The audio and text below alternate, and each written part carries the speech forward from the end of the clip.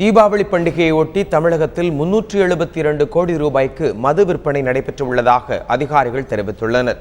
தமிழகம் முழுவதும் மொத்தமாக 6803 டாஸ்மாக் கடைகள் உள்ளன. தமிழகம் முழுவதும் உள்ள இந்த கடைகளில் கடந்த 8ஆம் தேதி 113 கோடி ரூபாய்க்கு மது விற்பனை நடைபெற்றுள்ளதாக அதிகாரிகள் தெரிவித்துள்ளனர்.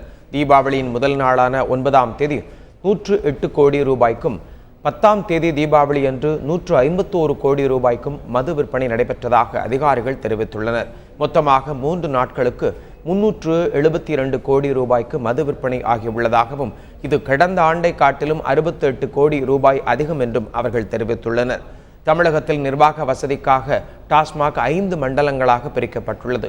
இதில் மதுரை மண்டலத்தில் 88 கோடி ரூபாய்க்கு அதிகபட்சமாக மது விற்பனை ஆகியுள்ளதாகவும், 2வது இடத்தில் கோவை மண்டலம் 81 கோடி ரூபாய்க்கும், சென்னை மண்டலம் 65 கோடி ரூபாய்க்கும் மது விற்பனையாகி 3வது இடத்தில் உள்ளதாகவும் அதிகாரிகள் தெரிவித்துள்ளனர்.